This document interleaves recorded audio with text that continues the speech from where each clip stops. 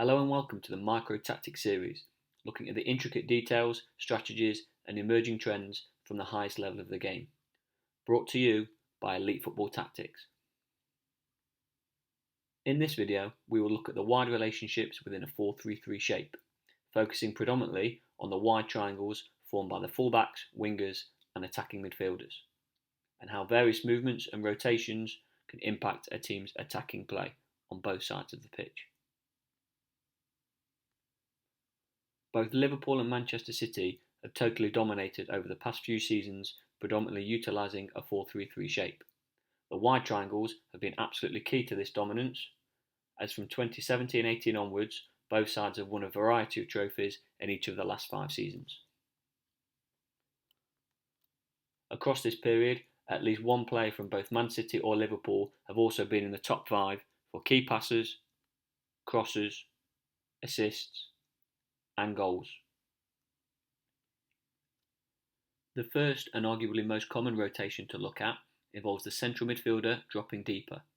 Space is created for the winger to roll inside and the fullback to overlap. From here, the play is built around the opposing back line as the winger moves closer to the centre forward. Specific to Liverpool, the centre forward may then drop as both wingers become the two central runners, found by the overlapping fullbacks crossing detail. Here this is in action against Arsenal as Trent Alexander-Arnold has overlapped around Salah. Henderson is then the cover, with Minamino as the left winger attacking the subsequent crossing delivery. This pattern is also demonstrated by Manchester City as Riyad Mahrez attacks similar to Salah as a wrong-footed winger dribbling inside from the right. Space is then created for Walker to overlap and Bernardo Silva to drop back as the cover. However, for Manchester City, Aguero was often the main target for these crossing deliveries, unlike the centre forward Firmino for Liverpool, who tended to drop for cutbacks. Another example from these wide triangles comes as Manchester City tend to push both fullbacks inside. As the ball is then worked around, Manchester City's wingers tend to hold the touchline much longer than Liverpool's wingers. This allows them to receive in the wide areas much more.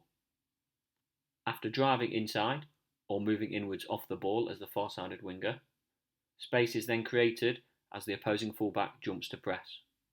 But instead of the fullback overlapping, Manchester City's number 8s will perform the run, ready to cross into the far-sided winger and centre-forward threat.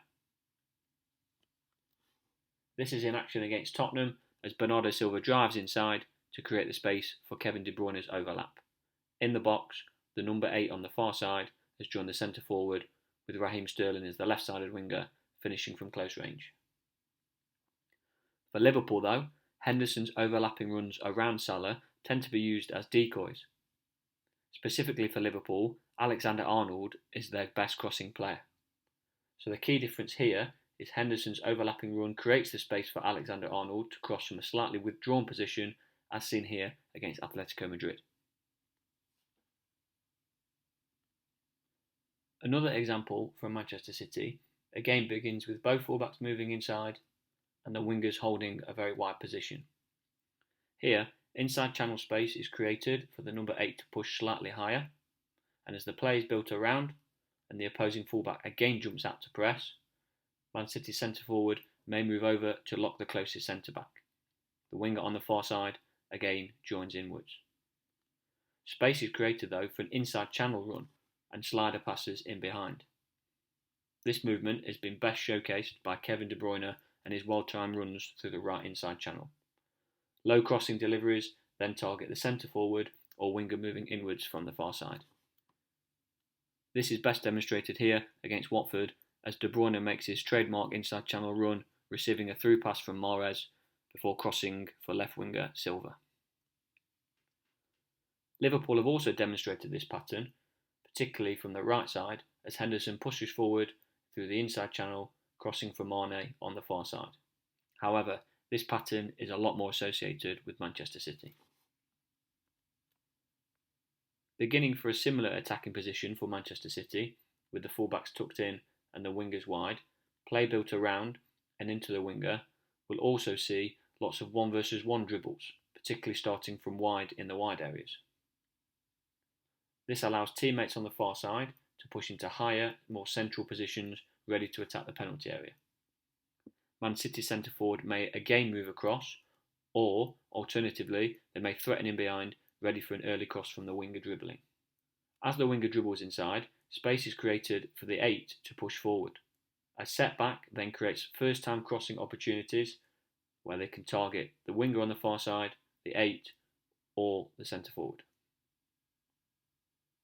As Manchester City build here against Tottenham, with Silva wide, Walker and Zinchenko as fullbacks moving in, helping transitionally defend and support around Rodri, De Bruyne has much more space to push forward. Silva's dribbling then pushes the opposing fullback deeper, as De Bruyne can then cross first time for his teammates on the left side of the penalty area to attack. Liverpool have also demonstrated this particular pattern, especially from the right, as Salah dribbles inwards and Henderson can here cross from a layoff from Joe Gomez. Both Firmino and Jota have been key aerial targets for these crosses as Liverpool's predominant centre-forward threat. One final example comes from Liverpool. As one of the number 8s drops to form a double pivot, Firmino as the centre-forward may move across into the inside channel. From here, more space is created for the winger on the far side to move further inwards, now becoming the main centre-forward threat. Space is also created for the far fullback to overlap and join the attack as the number 8 on that side drops in cover. But with Firmino still occupying the left inside channel, play is then built around into the now wider winger. From here, Firmino may then move back inside into a central position, readying to attack any aerial crosses. This also frees the left inside channel as both opposing centre-backs are now occupied. Whenever the opposing fullback jumps out, space is then created for underlapping runs, best seen for Liverpool by Andy Robertson. As the fullback and number 8 on the far side then push inwards, the centre-forward and right winger can attack the penalty area. Should these runs be tracked well by the opposing centre-backs though, then space is often created for the number 8 or fullback to attack cut-back crosses. Here against Everton, Robertson has underlapped Mane with Thiago covering underneath. Jota and Salah attack the penalty area as Henderson pushes forward, ready to attack any cutback delivery. Here against Stoke, Manchester City have used a slightly adapted version with Sterling as the winger moving inside and De Bruyne as the 8 overlapping. However, Walker as the fullback still has space to underlap through the inside, ready to cross for Gabriel Jesus as the central forward threat.